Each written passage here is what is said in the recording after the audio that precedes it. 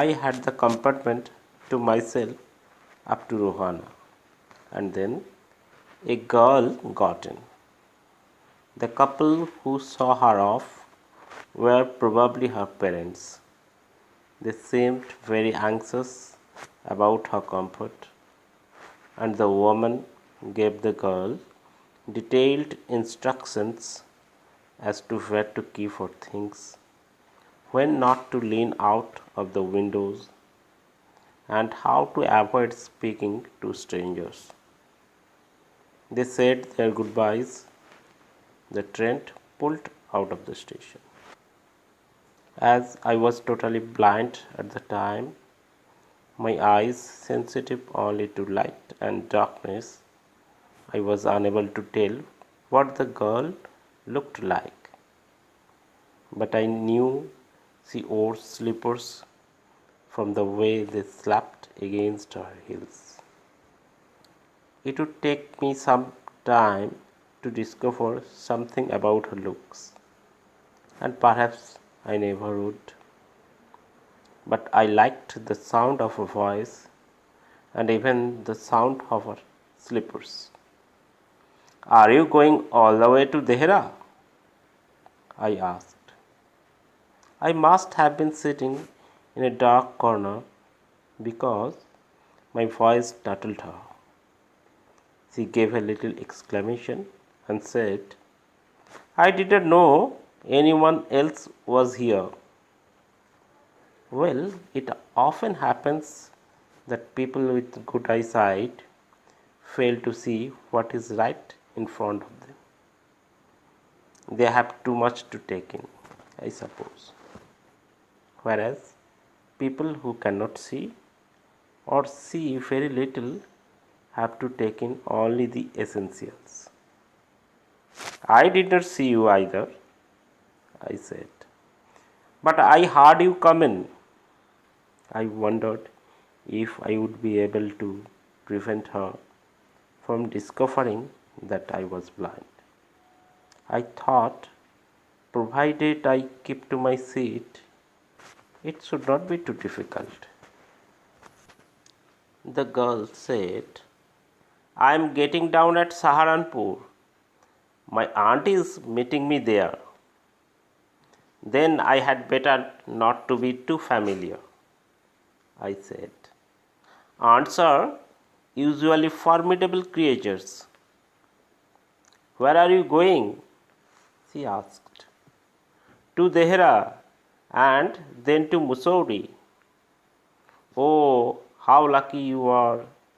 I wish I were going to Mussoorie. I love the hills, especially in October. Yes, this is the best time, I said, calling on my memories.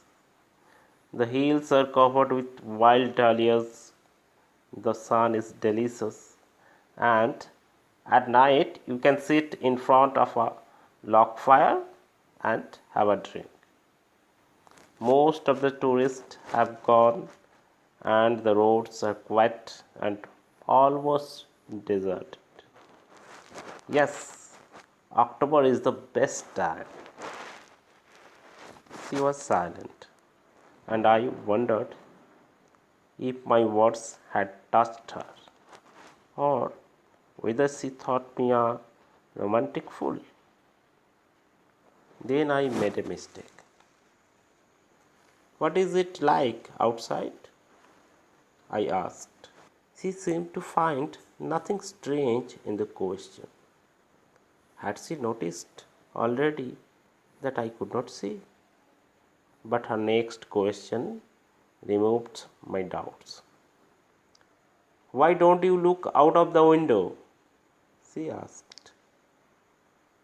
I moved easily along the berth and felt for the window ledge. The window was open and I faced it, making a pretense of studying the landscape. I heard the panting of the engine, the rumble of the wheels, and in my mind's eye, I could see the telegraph posts flashing by.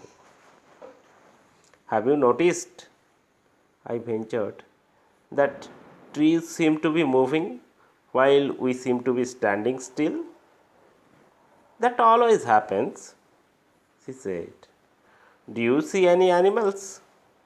Hardly any animals left in the forests near Dehra.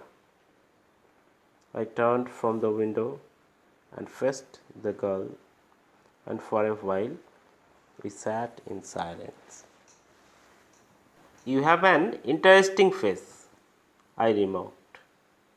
I was becoming quite daring, but it was a safe remark. She laughed pleasantly, a clear, ringing laugh. It's nice to be told I have an interesting face. I'm tired of people telling me I have a pretty face.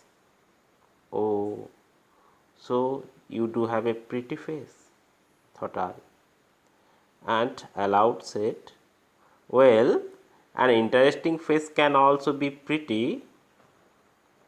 You are a very gallant young man, she said. But why are you so serious? I thought then that I would try to laugh for her, but the thought of laughter only made me feel troubled and lonely. We will soon be at your station, I said. Thank goodness it's a short journey.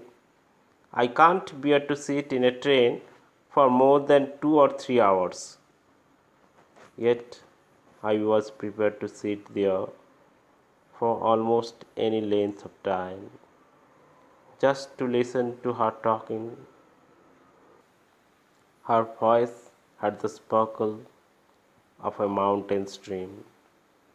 As soon as she left the train, she would forget our brief encounter, but it would stay with me for the rest of the journey and for some time after.